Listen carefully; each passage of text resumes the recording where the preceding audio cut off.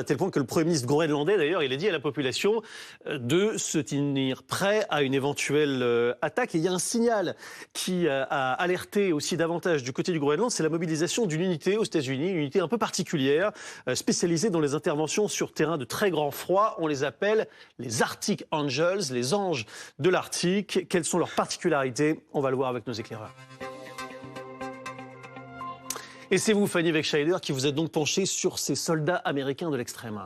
Oui, en effet. Alors, ils sont surnommés les Arctic Angels, les anges de l'Arctique, parce que ce sont des militaires de l'active armée de terre américaine qui sont spécialisés. Ils font partie de la 11e division aéroportée américaine. C'est une unité d'élite des Américains, l'une des 3 meilleures. Elle est basée à Anchorage, en Alaska. Sa particularité à cette division, c'est que, comme son nom l'indique, elle sait intervenir par très grand froid dans des environnements à température polaire, plusieurs dizaines de degrés en dessous de zéro. Elle a été créée en 1943, cette force, réactivée à plusieurs occasions, récemment en 2022.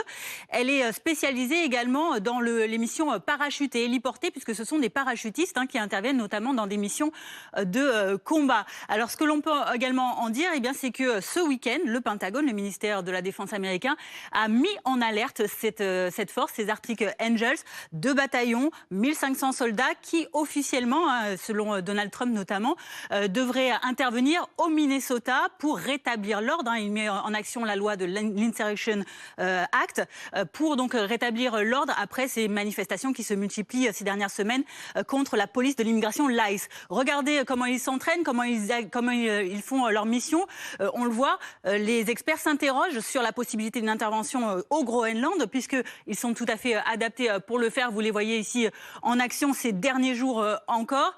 C'est l'hypothèse qui est donc soulevée à l'heure actuelle, d'autant plus qu'il y a une base américaine aérienne au Groenland, à Pituffik. Merci beaucoup pour cet éclairage, Fanny. Ce déploiement dans le Minnesota, Patrick, vous y croyez?